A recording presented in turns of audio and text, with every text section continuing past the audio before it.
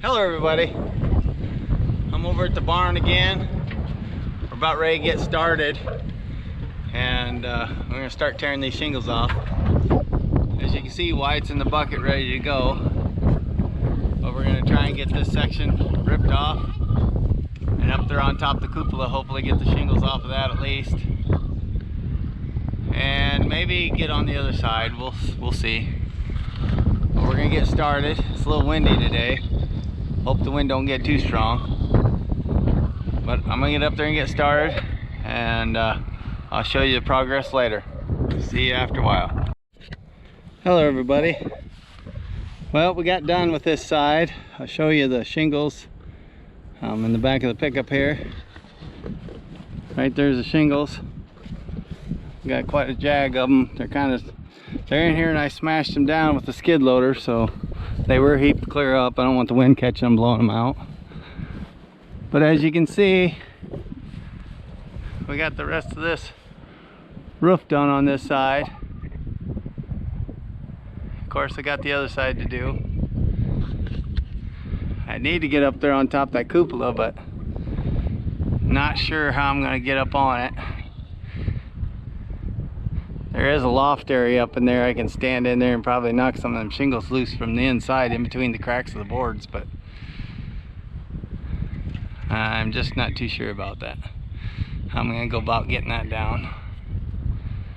I'll figure it out, I guess. If anybody's got any hints on how to tear a barn down, anything that might help me out, just leave the comments below.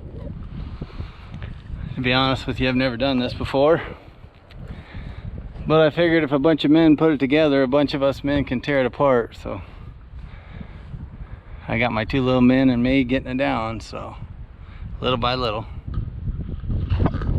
Well, it's lunchtime, so we're gonna run and get a bite to eat and hopefully make it back over here and start on the other side, getting the shingles torn from the other side. We'll see y'all later. Bye. Hello everybody. We kind of quit after that first part of the video you guys just seen. We went and got lunch. After lunch we went out and emptied the truck, got all those shingles out, put them in the pile, a burn pile where our brush pile's at, and then the boys kind of wanted to relax, and I said that's fine because the wind's blowing so hard.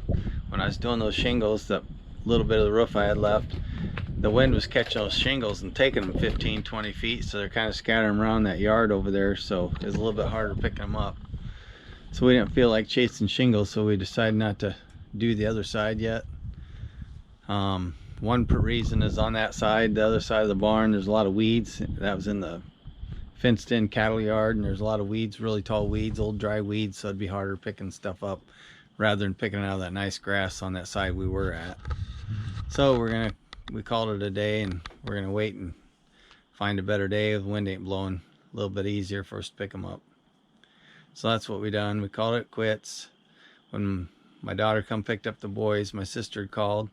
She needed me to come over to her house and get some bags of leaves that she raked up out of her garden bed and some sticks. So I done that. So I have 7 big large bags full of leaves to use for bedding. I'm out on my deck and the raccoons are fighting.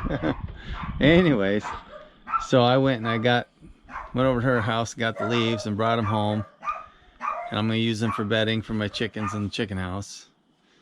And then when my wife come home from work, she ate leftovers because I'd already eaten. I wasn't hungry.